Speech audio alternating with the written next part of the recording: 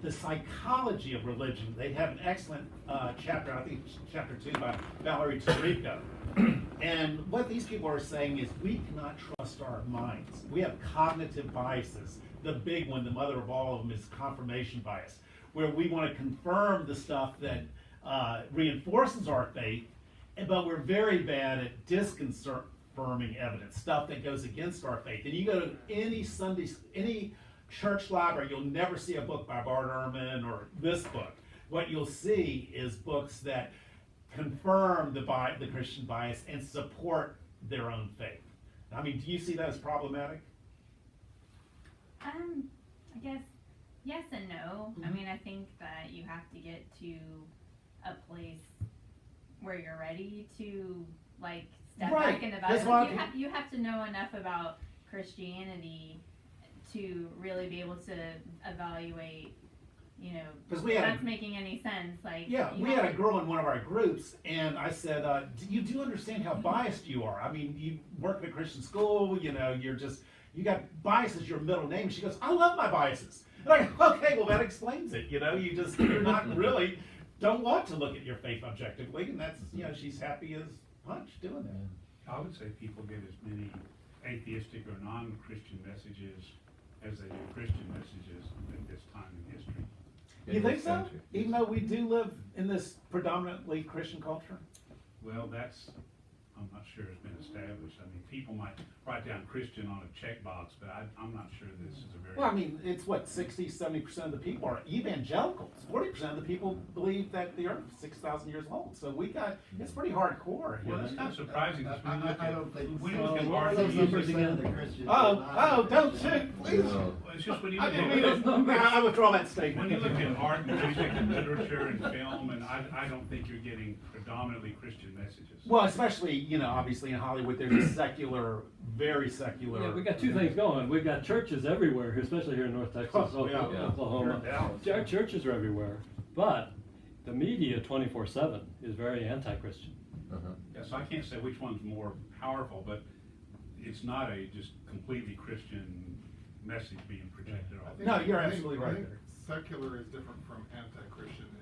Just the fact That's that fair. the media doesn't always come saying there is no God. I mean, you turn on the news, they're not preaching there is no God 24/7. They're just basically not mentioning God.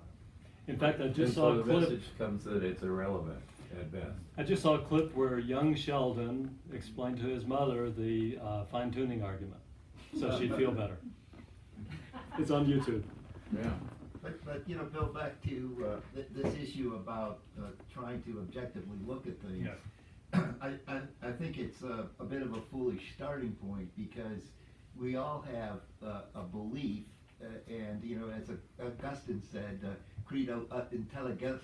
Oh, yeah. You believe Yeah. so that you can understand. In other words, anything we do in science, we have a postulate that we set and we begin to gather evidence and measure and make tests, and all of that is affirmative thinking. So, you know, even when we look at religion, you know, we can start with the idea, I don't think I believe, or I believe, and we can conduct a rational review of this. The Christian faith is a faith of reason, is a religion of reason and faith. So, you know, I think to just try and say from the beginning we're going to be 100% objective is illusionary. Well, we know that, but see, the problem with Christianity is, or Augustine said, it's belief seeking understanding. You believe so you can understand, you don't understand so you might believe. See, we're just the opposite. We try to understand and then formulate our beliefs. We don't come at it believing just a priori. Do you see what I'm saying? Yeah, well, I think that's a fallacy, and I think that's a fallacy in this idea of a what does he call it, the outside... Outside the faith. Outside the faith. You know, the point is, you have to admit where you stand in order for you to advance. So I'm not going to say, well, I'm going to be completely objective. That's foolish. You can't be that. You have to start with where you are. Yeah, but are you capable of looking at your faith objectively and being critical of your own faith? I think absolutely, and I think that's why there's been apologetics written and contra faith articles throughout the years. Some of them are very intellectual, I would say, very, very much based on reason and philosophy. and not just on polemic. Well, yeah, Rod could attest to that. Well, if, personally, if Scientology or New Age had had the evidence to support that worldview, that's what I would be today. What, you were drawn to that? Yeah, Okay. yeah. Yeah. Bill, may I ask you a question? Sure. Unification. I understand the value of looking at your beliefs, whatever they are, objectively.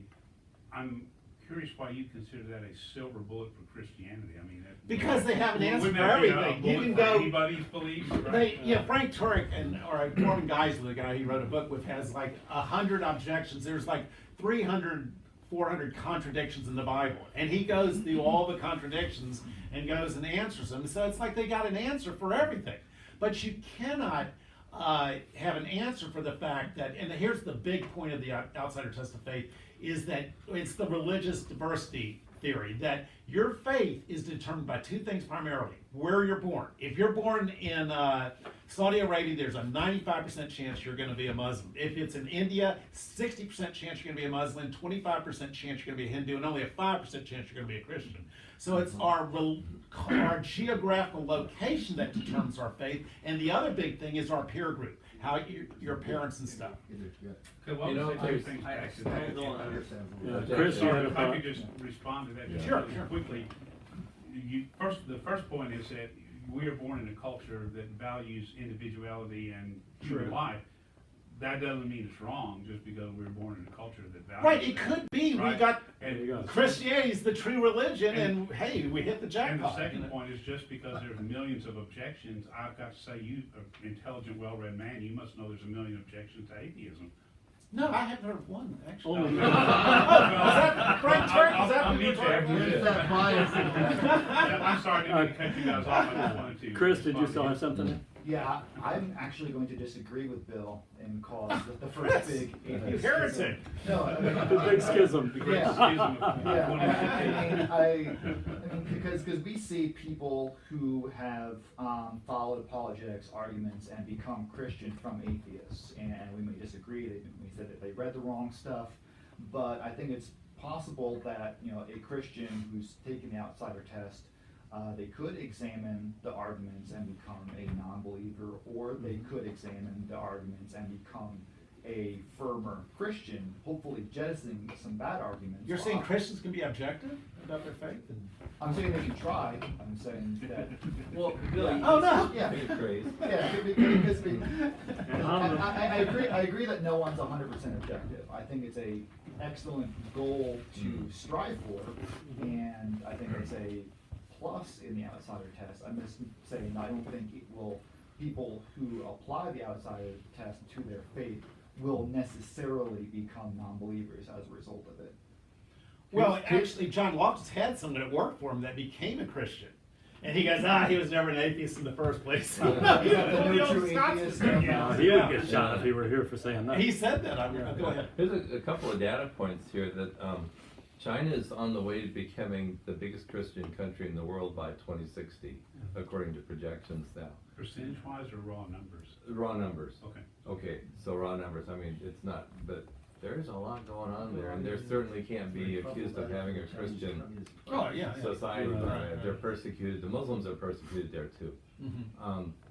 Gary Habermas in one of his talks said he was working with a clinical psychologist, and I don't know if this has been published yet or not, but he says they were just saying, atheists, why did you deconvert from Christianity, or like that?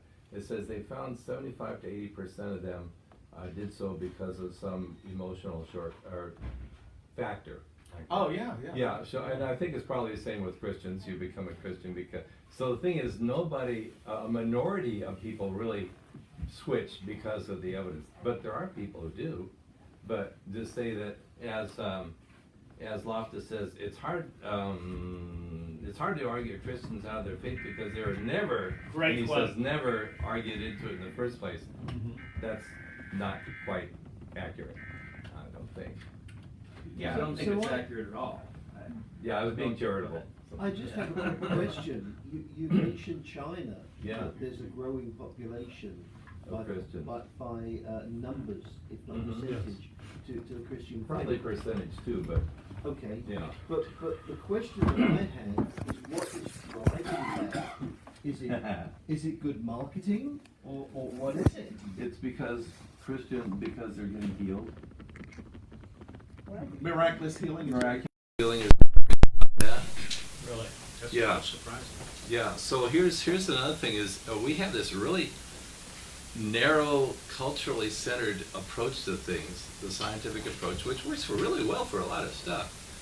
But, yeah, and Loftus says, oh, these other people, they're just superstitious, they're not rational.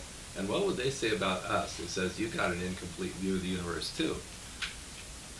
It says, there's something going on. What about, what works, what's powerful, what actually does things like this? And they're experiencing that. It's like the Muslims in the Middle East are getting dreams, evidently pushing them to God, and they're converting not as fast as the Chinese, but a lot of them are.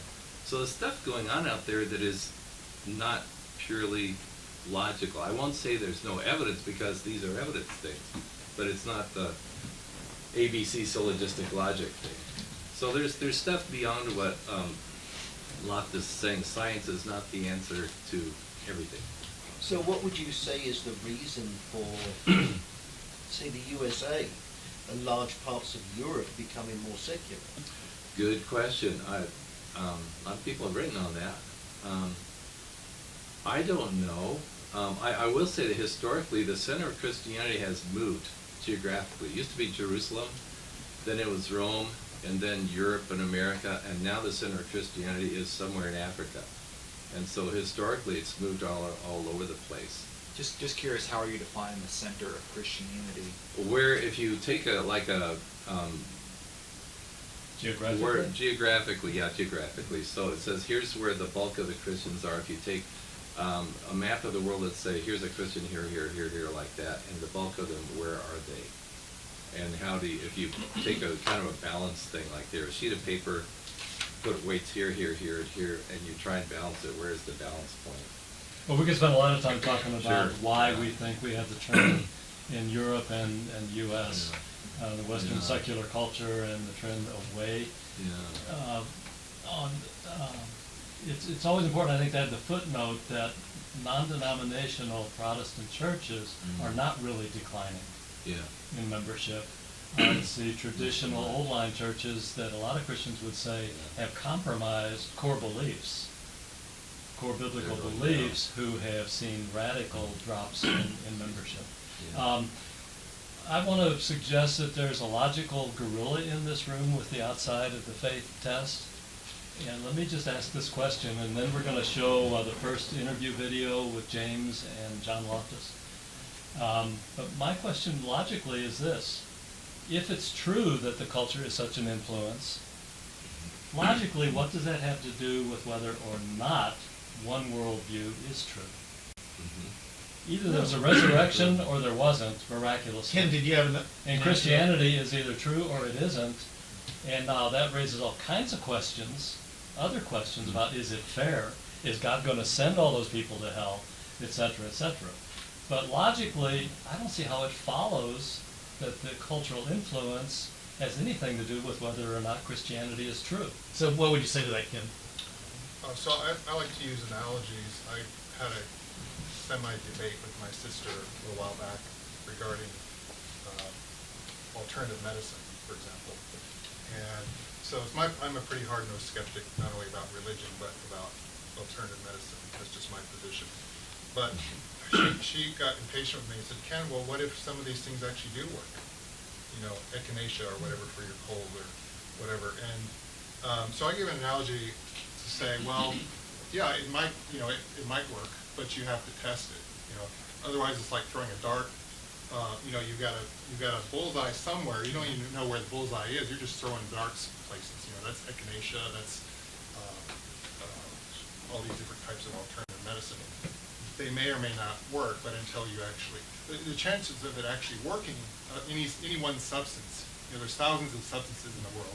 Any one substance, the chance of it working to cure a particular disease is And that's next to nil. one of the objections is Right. you have so many varied religions, Right. even within Christianity. Right. What's the chances So- that you got the Yeah. right one, that you hit the Right. religious So before flower? knowing anything about how effective it is or not, the odds are already against you. right? That makes sense. So if it's a black box and you don't know whether it's gonna work or not, the chance that any one substance is gonna work is pretty minimal. If Christianity were a black box and there were a dearth of supporting evidence for the Christian worldview, I wouldn't be here in this seat tonight. I might be in Bill's seat. Right. Yeah. So, I mean, you have The to take the evidence to me is stance. overwhelmingly persuasive. Right. You have to take the stance before you start looking at the evidence that it's probably not likely to be, any given religion is not likely to be. Yeah, that was one of his points. It's possible That's- that that's they're all what you have to false. start with. So the outsider test of faith, I liked where he started. I agreed with where he started. He started with the agnostic position. Basically, I don't know. I don't know if there's a God, and then what? I think that's the right place to start. I actually think that the church could benefit from more teaching on such things, going, hey, this is the history of the church. These are the evidence for the church. But starting with the agnostic position and then looking at religion and seeing a bunch of different religions and then going, therefore there is no God, doesn't follow logically for me. I agree. Because the agnostic position, you start, okay, I don't know if there's a God, and then you look for all the evidence. And if you look for the evidence scientifically and you look for the evidence philosophically, and Archaeologically and theologically, and archaeologically. yeah, and you look at it as a whole, I think the evidence is overwhelming in favor of a designer. And so that's where you start, and then you go, okay, what does this designer look like? So, Sure. So Terry, By the can way, you- let me just oh, go ahead. hang on to that because I'm reading a book that came up from Turling's discussion, and it absolutely goes to that. It's by Fisher. It's called The Five Proofs of God.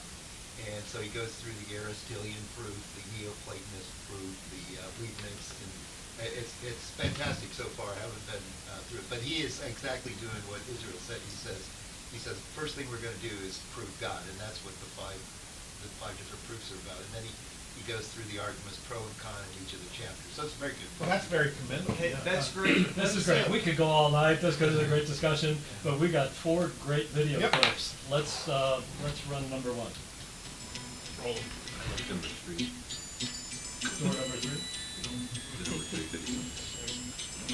Hello, my name is James Walker, and I'm president of Watchman Fellowship, an evangelical apologetics ministry defending the Christian faith, focusing in the area of interfaith evangelism. But I'm also co-founder of a monthly gathering called the Atheist and Christian Book Club. And we get together once a month, and both believers and skeptics, and we respectfully discuss important books from both perspectives. And our book this time, we're going to be, in our upcoming meeting, we're going to be looking at a book edited by John Loftus, The Christian Delusion. And we are excited to have John join us by video conferencing and take some of our questions. John, we've had a lot of people already asking some really good questions, and they appreciate, and I appreciate our co-founder, Bill Cluck. We all appreciate you taking time out of your busy schedule to be able to address the book club and ask us some, and take some of our questions. John, before I get to that first question, could you just take just a moment and remind people that we're not part of our club that might be watching this a little bit about your background? You're a former Christian who is now an atheist. So could you tell us about that? Right. First off, I'm honored when anybody asks for my opinion about anything. That happens so rarely. So, especially since we disagree, and you really honestly don't want to burn me at the stake, and I'm thankful for that. But you're opening your hands, and you're just saying, "Come, let's talk." So I appreciate that very much. I am a former Christian.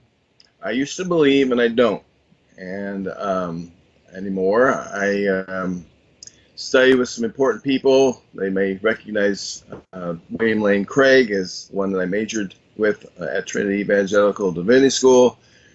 And I went on to Marquette University, and I studied there in the same program that the past president of the Evangelical Philosophical Association attended. In fact, we went and studied with Craig, and then we went to Marquette together. That's Paul Copan.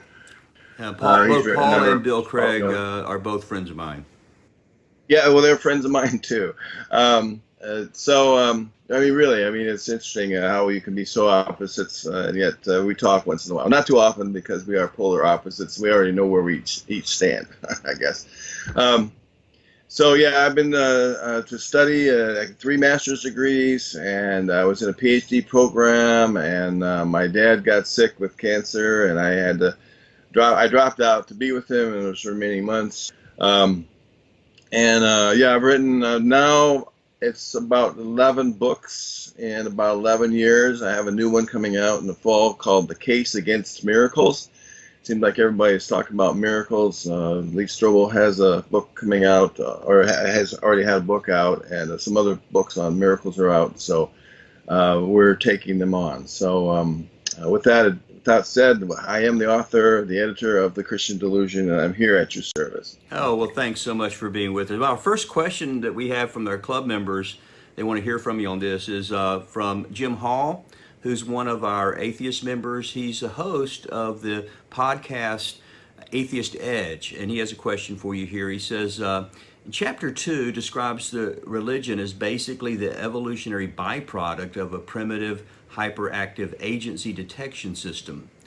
Is this more or less a vestigial trait in modern day Homo sapiens? And if so, do you think that could account for the steady increase in the percentage of non-religious people? The awareness that it is a vegetable, a trait like that will create more atheists. The more we know, the less we believe. And so the more that agency detection engine that we have in our brains is recognized as an agency detection engine, then the less people will believe. So yes, I think that knowing that's who we are as human beings will create more doubt. I don't think it's going away anytime soon, however, since evolution does work its way really, really slow. But I think that knowing about that would. And by the way, thanks for the question, and thanks for all you do. I don't know what you do, but I'm sure you do something. Yeah, he's a leader here in the atheist community, I think, here I'm in happy. Texas. I'm happy to hear. Yeah. So this second question is from Bill Cluck. He's my atheist opposite. So I'm co-founder of the Atheist Christian Book Club. I'm the Christian half. He's the atheist half. Bill Cluck is a former Christian, now atheist, kind of like you. And he was one. He's for over a year. He's been pushing to do your book. So it was very instrumental to him, and he really appreciates it now. But he has an odd question, so I'll just read it to you. I saw on your site that you were dating a Christian. Don't you think that an intelligent and rational atheist such as yourself would find dating a delusional Christian problematic? Or simply, what does light and reason have in common with superstition and bias? Is it wise not to be unequally yoked? I guess he's got a little Bible quote in there too. Well, Bill, thanks for your question. I just want you to know something. I married that girl, and I don't know if you can see the picture of her or not. There we go. Well, she's very lovely. She's on my phone. Her name is Sheila, and she's no longer a Christian. I told her, I said, I don't really care what you believe. That's to answer your question. I don't really care what you believe. I want a good person. And now don't thrust anything on me. I already know the answers to every question you might have. If you want to have a debate, we'll have a debate. And we did talk sometime, but I never brought it up. It wasn't important. We enjoyed the same things, and we enjoyed each other.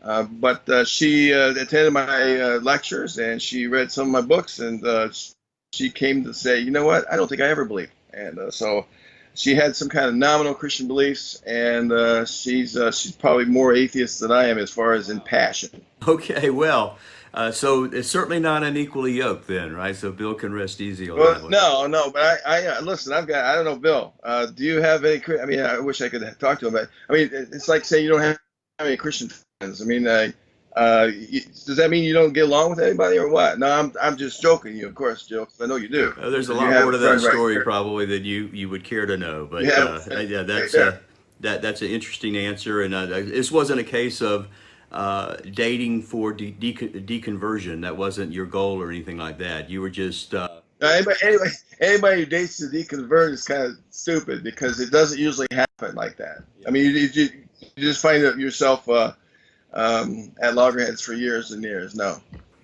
Well, let me get you down to this question 3, one of our Christian guys. This is from Ron Woodruff. He is head of the Collin County chapter of Reasonable Faith. Of course, that would be under Bill Craig, who was your professor.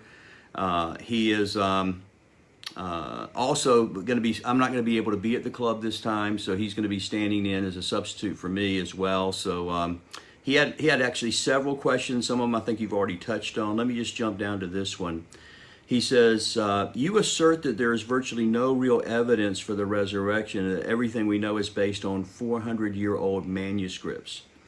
Considering the breadth and depth of textual criticism and the existence of thousands of manuscripts from widely different locales, why would you not consider this to be a straw man argument? I mean, even I think Bart Ehrman, who's hypercritical of the New Testament, is going to tell you that the variants that we have are don't deal with essential doctrines and are, Bart Ehrman would say, I think even Bart Ehrman would say that the text that we have is pretty accurate.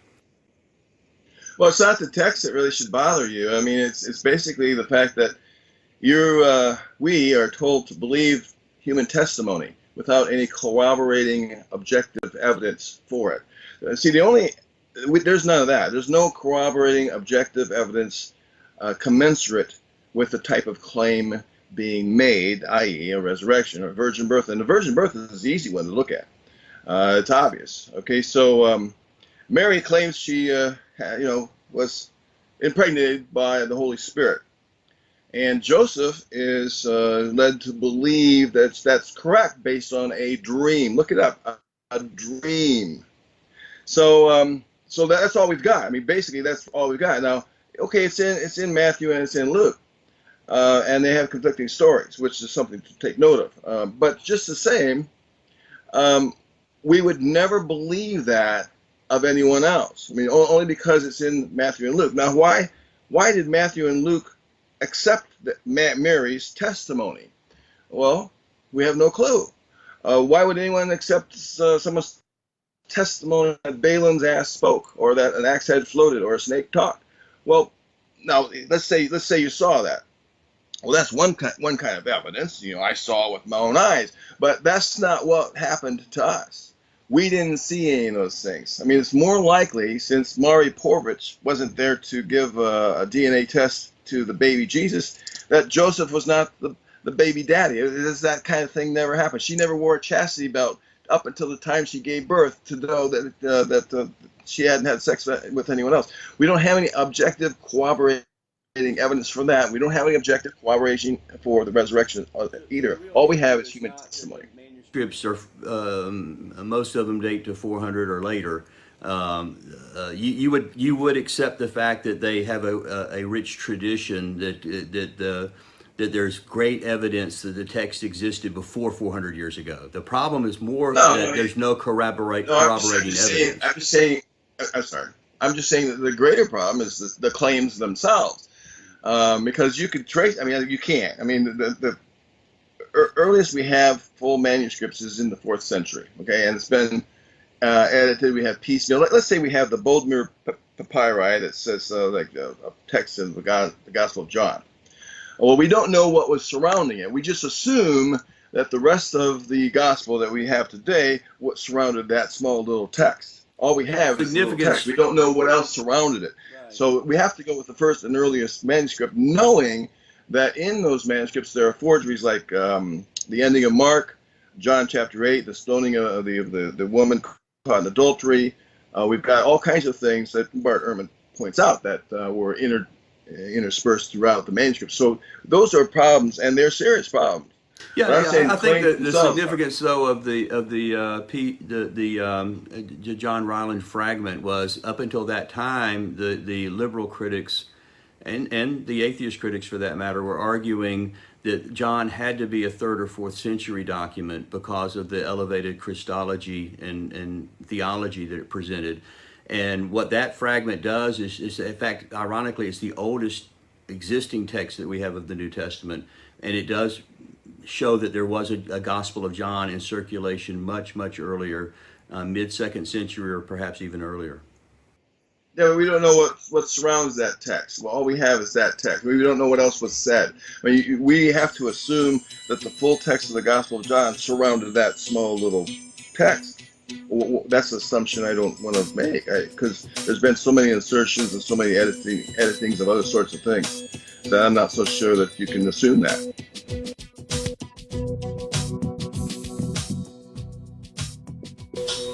What do you think? Well, if he doesn't want to believe something just based on human testimony, he's going to throw out an awful lot of human history, secular and religious, right? Mm-hmm. Well, I think it depends on what the subject of that testimony is. I mean, the article by Richard Carrier was good to that point, even though I don't share Carrier's view on atheism and so forth. But I thought he made a pretty good case about, fish coming back from the dead. Oh yeah, the Herodotus thing, the Right. resurrection of fish and horses Yeah. giving birth. So that's historical. That has eyewitnesses. Why is that? Well, but that's what my question is. So if you don't accept human testimony, but you're going to accept it depending on whether you think it makes sense or not. Accept human testimony when you're talking about Caesar crossing the Rubicon, where it makes sense the Civil War would have never played out the way, already. which doesn't have supernatural, crazy things like the Gospels, See, where that's what I'm saying. people are walking on water. You've You already say crazy. determined. No, but you've already determined what's I missed. if you already determined what's crazy ahead of time, then why even read the text? It wasn't me. Don't blame me. The German scholars like Bell, did this 200 years ago. They said, throw away the walking on the water, the healing the blind people, and let's just stick with what we can believe. It's called the form criticism by the great I just think Bultmann, you're Rudolf Bultmann. missing my point. He's throwing out stuff based on human testimony. You're saying, I'll accept human testimony if it's already in line with what I already think. Exactly.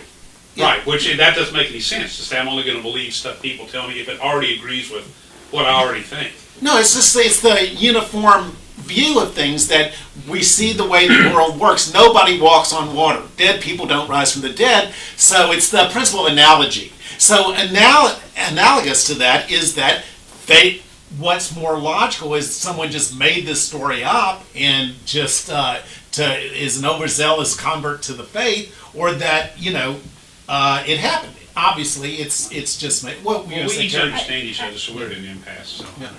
Well, the fulcrum of this impasse is whether or not miracles are possible. Exactly. Period.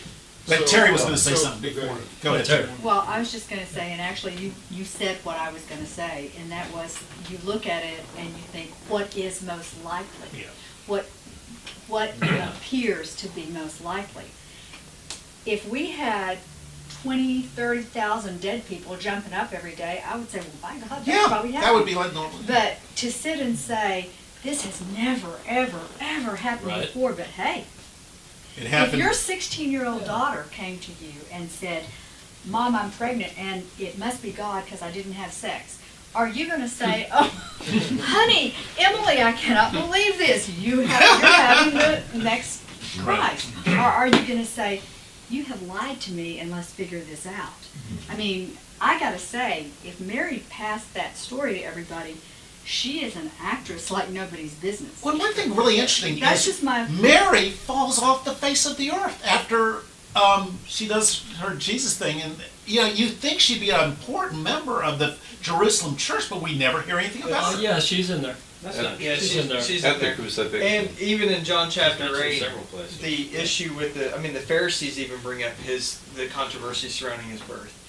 And so, So she the would've story passed was it out out there. there. But I would think she would just be given. Oh, remember when Jesus went and got those clay pigeons and brought them back to life? You'd think there'd have be stories on stories. What are we gonna say, Ken? I just want to respond to the assertion that the only reason why we wouldn't believe something is because we don't think it's possible to begin with. The way I want to respond to that is by saying that let's assume that Jesus did rise from the dead. Let's go ahead and give you that.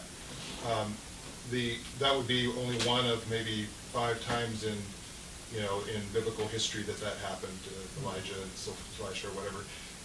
and Lazarus and so forth. So the odds of something like that happening, if it did happen, are very, very small, just prior probabilities, right? So, but typically an apologist will argue for the resurrection using probabilistic arguments. Like most people don't die for what they know is untrue, right? So that's a probabilistic argument. It's probably 99% certain that people, don't die for what they don't give their lives for what they know is untrue. Like the disciples, they wouldn't have died for what they knew isn't true. So these are probabilistic arguments. They're not 100%. Is that probabilistic? I think so, because you can't say with 100% certainty. There are people who die, like Joseph Smith, who followed a particular religion. He was killed. And Mormons might argue that it was because of his faith, while others might argue it was because he was a criminal, right? We can debate that. But so for example, I want to give an argument based on, what was her name, Ford, the one who testified at the about hearings the for Supreme Court guy. Right. Kavanaugh. Yeah. Right. She received death threats at the time of her testimony. If somebody had actually followed through with those death threats and killed her, there could have been people that would say, well, she couldn't have been lying because she died for what she was testifying to, right? So I'm making a scenario here that is parallel to what I understand the argument is being made about the resurrection. We live in this time, so we can follow more closely what's happening. We don't know exactly what happened, what the circumstances of the apostles' death were. We have stories about those things, but we don't have 100% certainty that any of these things are true. We may be 90%. Well, here's another thing, Kim. But what is the probability that somebody rose from the dead? From a historical perspective. And here's the thing, the Ken. probability is near zero, right? Scientifically, it does not Even happen. if it did happen. In the natural world, under natural law, dead people stay dead. Right, so I'm So saying all we even got if it did happen, you cannot use probabilistic arguments. But what because- Christians don't I get agree. is you didn't have a reporter from the First Jerusalem Post there to record this stuff, okay? This was written 40 years after the fact, and one thing is very important, only 5% of the people can read and write. And then whether it's 5 or 10, there's debate. But you got these ignorant, fairly superstitious people that see a demon beyond every tree. That's who we're getting this stuff from. Would you believe it's the same? Would you believe a biography of R.L. Hubbard written by one of his crazy Scientology guys? That's what we have with Christianity. They're not written by hostile witnesses. They're written by believers that want to convince you. Hey, Bill, There I'm was just once going to there throw was. this in here. If I'm first century and I see a guy who I just saw got crucified, 3 days ago on a Friday, and now it's Sunday, and I see him alive, I'm not going to be hostile anymore. And that's what happened to these guys. I mean, look at the account. I mean, they're scared. They're trembling. It's the women who They go were to the cowering. tomb. Yeah. Well, it's taking for granted that we should be taking these accounts at face value, and there's no exaggeration, no fabrication going on. Okay, right well, now. how would you come to the conclusion that there was exaggeration? How about Matthew, where the Well- dead saints go into Jerusalem and then go back to the graves and nobody happens to see Well, it? Bill, all right, let's let's- assume that story switching didn't happen, because topics. you bring that up every meeting, so I'll just Yeah. give you that one, okay?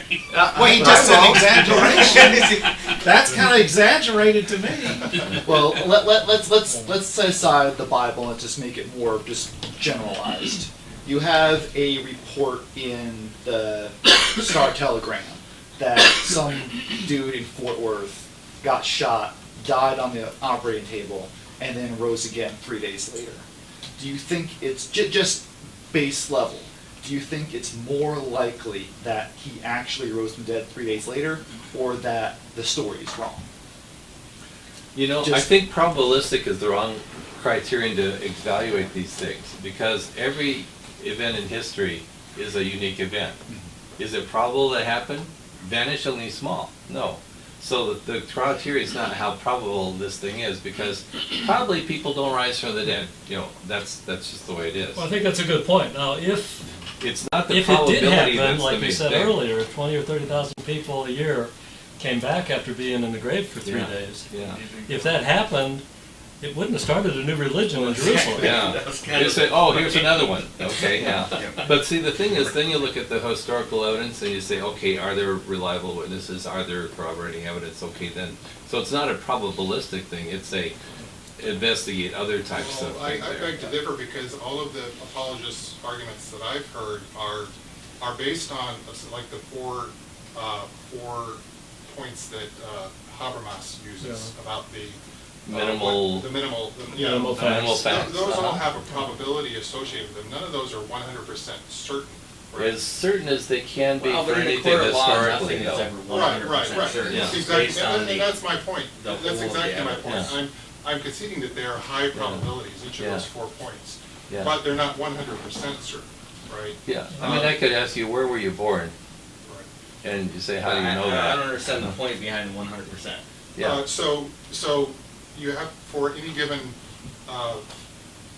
event, like like an improbable event like a resurrection, which we all agree doesn't happen very often, if it does at all, right? Right. So, like the story that Chris was mentioning, if you hear something that we just don't have any experience with, we tend to be more skeptical of those, because we intuitively assign a probability to it, that whether it would have happened or not. So we require more evidence.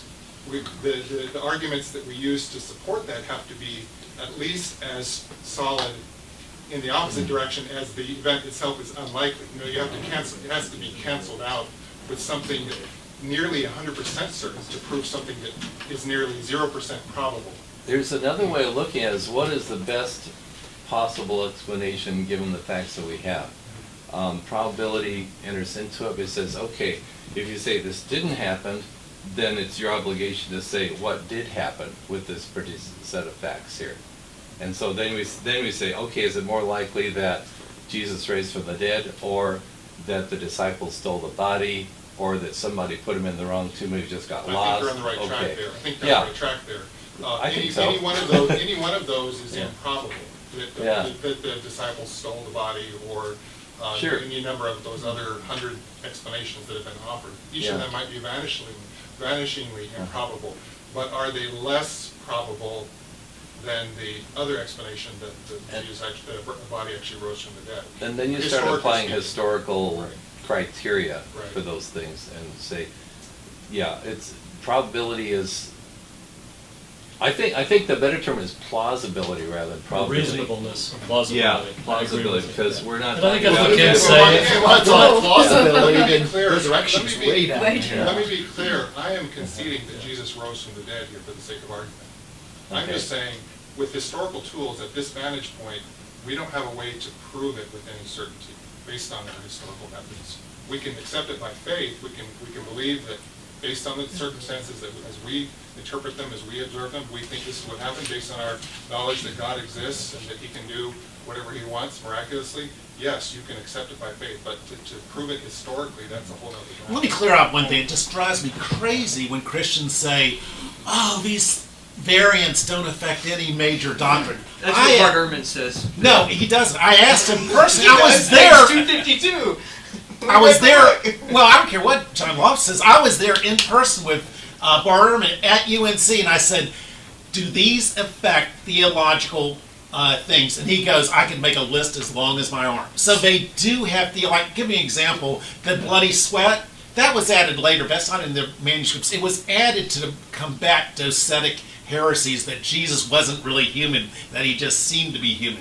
So, and if you want to read the book, forget misquoting Jesus, the lightweight book. It's the orthodox corruption of Scripture, and he lays out the variants that do affect doctrine. Hey Bill, let's say that the blood sweat was made up. How does that affect a major Christian doctrine? Because is Jesus a real human, or is he just a spirit? It was a big controversy in the 7th century. He wept.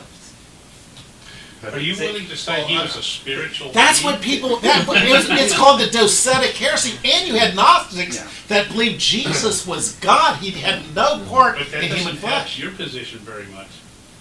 Ken, I mean, grew up in a Ken, and then we'll go to video number I grew up 2. in a King James only environment. Whoa, sorry. And you wonder how you became a Christian at 5. I mean, is there a great example? My uncle was an independent Southern Baptist preacher, and he sent out these bulletins every month, and we received them. And every month he would talk about how bad the Southern Baptist Church was, how compromising it was, how bad the NIV was, and he'd talk about how NIV took out this passage from, was it 1 John about the Yeah, the blood, sweat, and no, water. the Trinity. we First have John these- 5. we have He's these through first there John is the 5, censor. yeah, right, you're right. So Is that there is a the footnote clear, on that that? is the very Oh, there is clearest another passage of the Trinity, the Yeah. most explicit passage of the Trinity. Which is in the totally entire corrupted Testament. by the text. Right, it was an addition, it's Yeah. acknowledged that it's an addition, a textual addition. People still believe in the Trinity, so I'm not saying Yeah. it didn't invalidate. But the verse doctrine. shouldn't be used as a proof. Thank you. Right, Yeah. but it is a very major doctrinal verse. It was the most. Bill, before we go to video, what you got? I've been trying to get in here. Good luck. What we're talking about is credibility.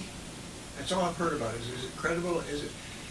It doesn't matter, because does credibility mean it's 100% true? No.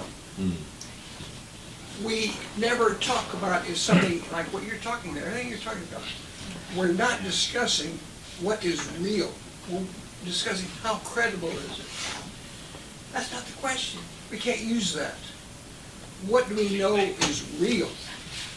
And the only thing we know is real is we're in this room together. We know that's happening right now.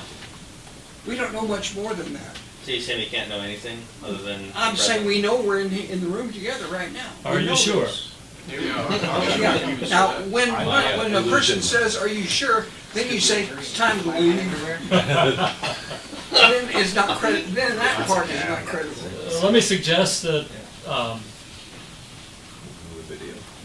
we should, I don't think anybody can claim to prove the truth or non-truth of Christianity. But that's Proof what is, Christianity proof is the word to get us in trouble. Ryan, I went to a Sunday school class right here in Dallas, right there in Plano, and this guy is a professor, and he goes, the resurrection is 100% certain. Is an undisputable fact. And I said, you are delusional. Well, I had to be ugly with him, But even though see, he's like the God on earth. This is what I'm talking about. He would get my blow dart. Is that we can't. Thank you. But that's wrong. All right, do we need to roll tape? Yeah, we let's go to the gotta run second video. We've got to decide that we're going to discuss the difference between what is real, that we know, or are we going to say we don't know anything and we're just going to make it. Well, Bill, let's just watch this fake video for a few minutes. Let's watch the video and see if it's real.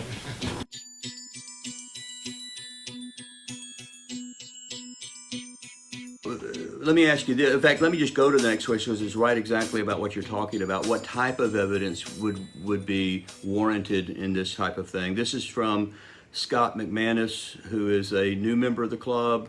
He says, he asks you this. He says, I'm new here and no one knows me. I don't want to draw any attention to myself. Too late for that, buddy. So, Hey, Scott. What's your name and phone number? But I have some questions to submit, and he does have several. I'm going to skip right down to the one that's relevant to our current discussion.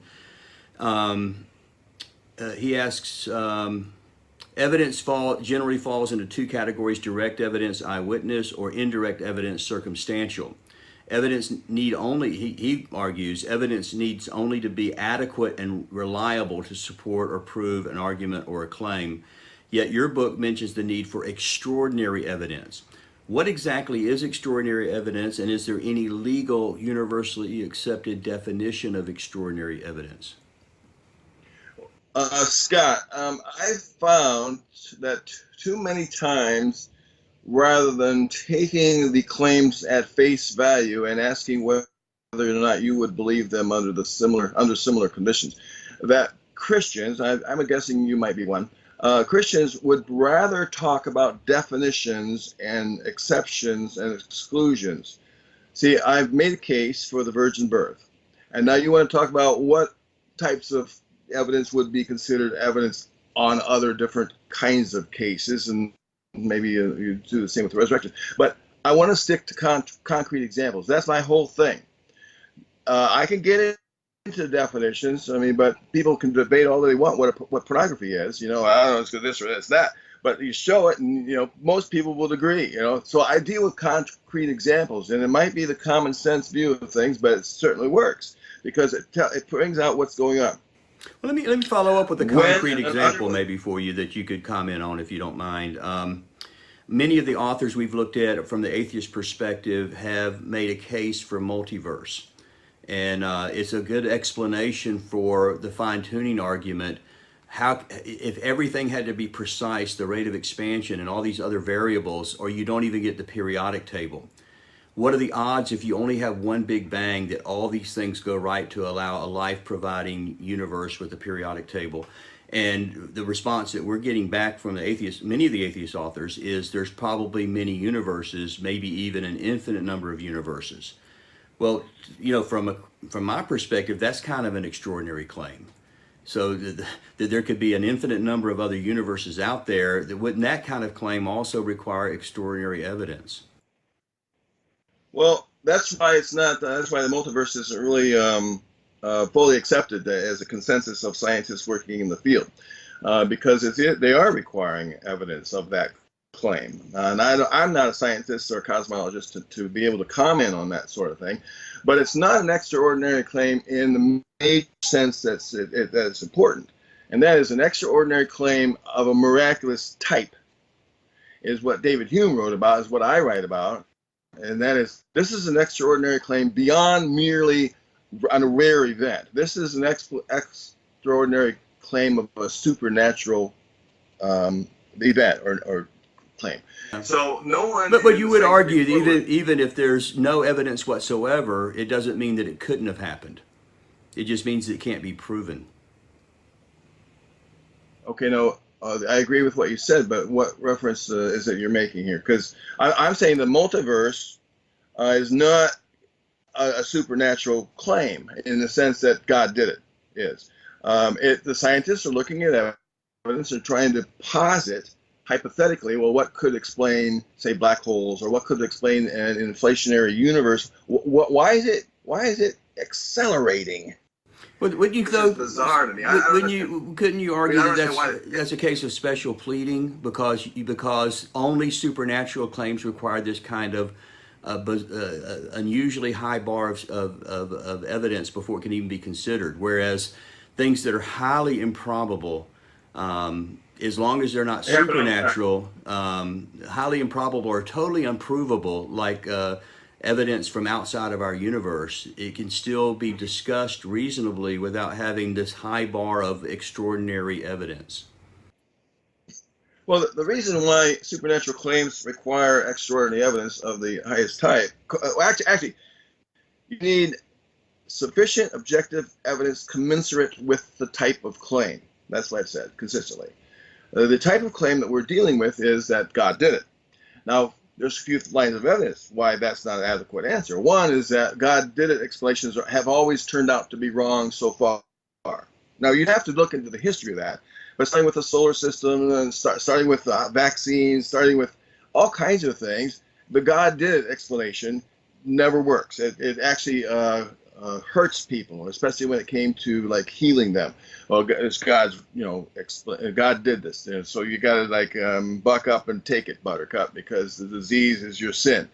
So those kind of things don't work. So that's first thing. God did explanations just don't work, and second, there's too many people claiming those things. I mean, if you did a survey around the globe about people claiming, God explanations, the Muslims do it, the Mormons do it. The Jehovah's Witnesses do it, the Hindus do it in the river Ganges, the Christians of various sects do it. They all do it, and they're mutually exclusive types of things. I mean, what it says to me is that there's not enough objective evidence commensurate with any of these claims. So, given the fact that God does it, explanations are wrong, you always wrong so far, why should we bet on that? Why shouldn't we just say this? Here's what David Hume argued. We should proportion our beliefs based on the strength of the evidence. And that's what science does. And that's not what believers do. Believers usually take a sacred book and say this is the case, and so therefore God created the world without looking to the evidence based in evolution and other sorts of things. I have a question, a kind of follow-up question for you here. This is one of my questions. One of the parts of the book that we are focusing on this month is in the club is chapter 12 of your book. At best, Jesus was a failed apocalyptic prophet. Does Jesus get any credit for founding the world's largest religion that's flourished for 2,000 years? That doesn't sound like a total loser to me. So, do you get any credit for that? Well, listen, I'm not so sure it existed anymore, but Assuming that he did, then I would credit Paul, the apostle, with most of the credit, because he did the missionary efforts that led to churches being founded here, there, and everywhere with the gospel that he preached. And let's consider all the incentives Paul had for going off and starting a new church. Wow. That's brilliant, brilliant move. I think it's time for us to take a break, Brady. Yes. So let's stretch our legs a little bit, get some of that good cake that's in there. Flies and have fun. And then we'll start back here in 10 minutes? 15? 15 minutes. Depends on how much cake there is.